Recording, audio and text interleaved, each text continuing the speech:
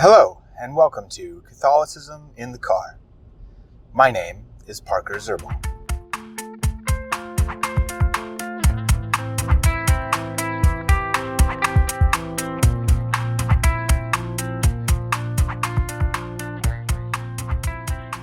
Alrighty, today is the day when Roe versus Wade has been overturned. Today is, what is today's date? June 24th, I think. Wow, shows how aware I am of the date. Anyway, today is the day that Roe versus Wade has been overturned. And I think, on the one hand, this is a monumental event for the pro-life movement. I'd say I've been actively or at least somewhat actively involved in the pro-life movement for about 10 years now, since I was 16 years old.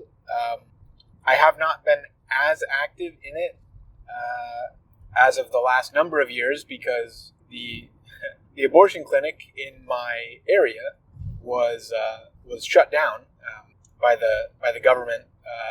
I want to say it was 5 years ago now, maybe 6. The abortion doctor that had been there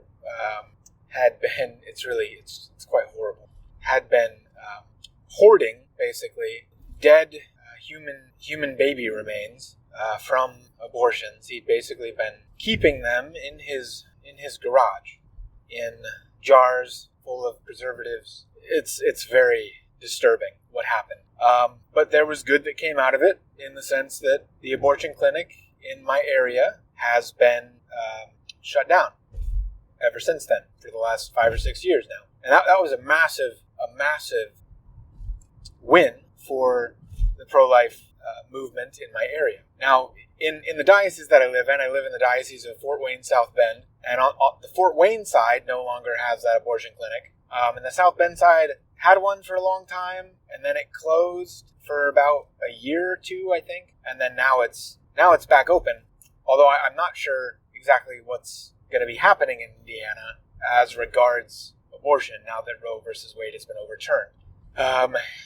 The feel that I get from our governor is that he's a Republican, but I'm not sure how conservative he is, I guess, on a lot of social issues. So I'm not sure where Indiana stands on this issue right now. I don't know where Indiana will fall as regards the legality or illegality of abortion in the future, now that the federal legality of it has been overturned by this Dobbs decision. But I want to give some reflections here because on the one hand, this is a day of great rejoicing for those of us in the pro-life movement. Not only today was Roe versus Wade overturned, but today is the feast of the Sacred Heart of Jesus. And I don't think it's a coincidence. I think the fact that we have multiple Supreme Court judges who are Catholic, I think that may have played a part into the dating of this release, this overturning of Roe versus Wade. On the other hand, this is also a day of great trepidation, I would say, for the pro-life movement, for a few reasons. The first is that we don't get complacent, that we don't think we've won, because we have not won. The battle, in a lot of ways, has just begun. We might have won a major battle, but now we're fighting 50 small battles in all 50 states of this country. And when forces are divided, an army can easily fall. So I want to say that as caution for the pro-life movement, that we continue on.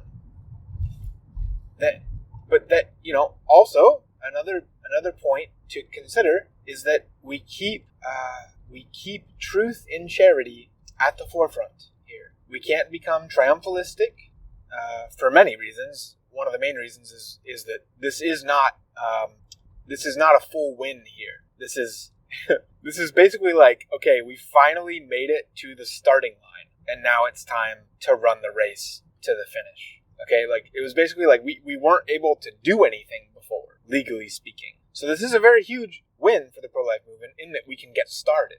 Everything before now was a preparation for this moment.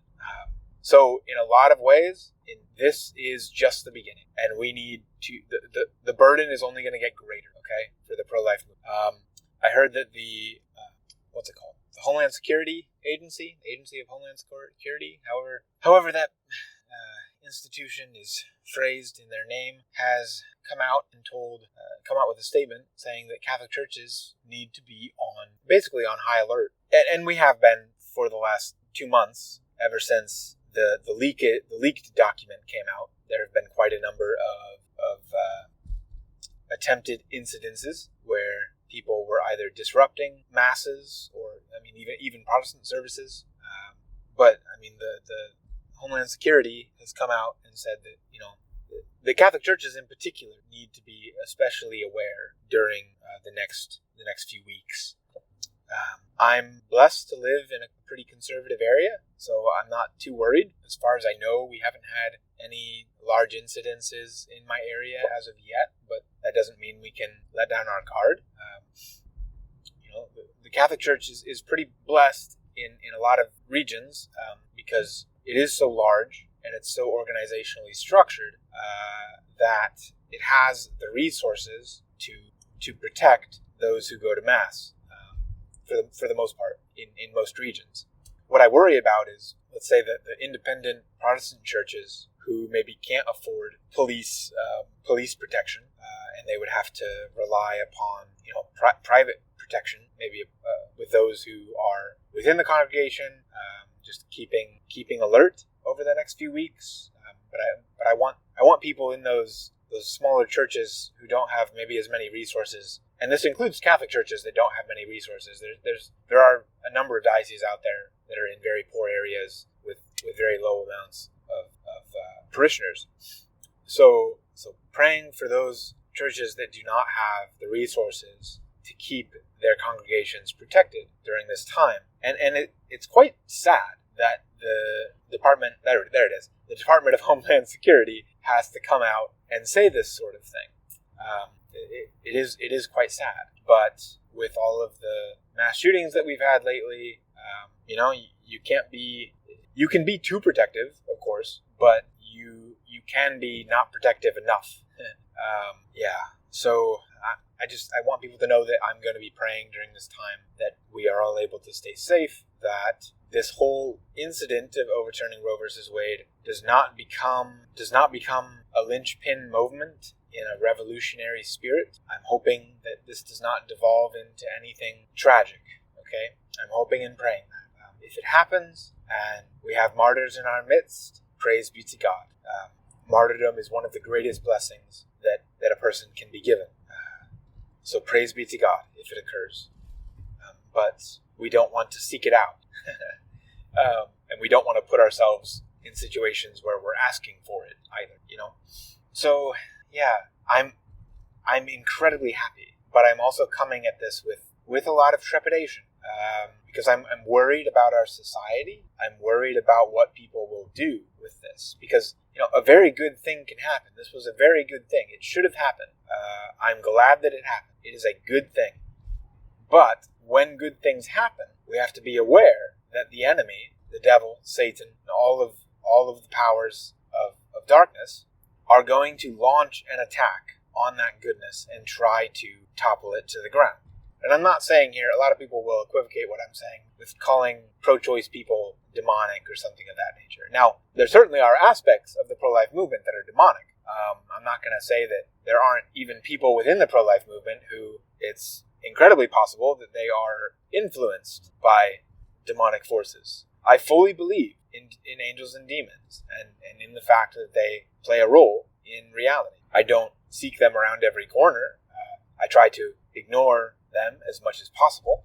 Because even angels, like, you should pray to your guardian angel, you should pray to Gabriel, Michael, now I'm blanking on the third one, and Raphael, the ones that we know their names from Scripture. But other than that, we shouldn't try to be seeking them like in the physical world. We shouldn't be seeking signs of these things in the physical world because it's incredibly rare, I would argue, that these celestial beings influence the material world, and it would be quite foolish to try to actively look for that. Now, if it happens and you come upon it, that's a different thing. But one should not be actively searching for these sorts of these ways that angels can play a role in reality. Okay, I'm kind of going off on a few tangents here, and I apologize. It's a big thing that has happened. This is a momentous event, but we need to stay vigilant. We can rejoice, and we shall rejoice. We should rejoice, but we also need to stay vigilant because the abortion issue is really, I would argue, the front man for the entire culture of death. And once, it's kind of like, you shake up a bottle of pop, and once the cap is let go, the soda is going to explode everywhere. And that could very well happen. This overturning of Roe versus Wade could be that cap going off on the shaken soda. And we need to be ready. We need to be ready. We need to rejoice, and we need to be ready for the attacks that will occur, whether they're physical attacks, whether they're spiritual attacks, whether they are psychological attacks, legal attacks, whatever you might say. We need to be ready for the assault. Not that we shouldn't be all the time, but there are certainly specific times when we need to be especially ready. And I would argue that this is one of those times. So yeah, I'm rejoicing. I am rejoicing, but I'm also slightly pessimistic about how this is going to go, about how the other side, quote unquote, is going to react. So again, this was a good thing. This should have happened. This is a good thing, but as with all good things, the enemy will attack harder. So I just want us to be ready. All right. Thank you.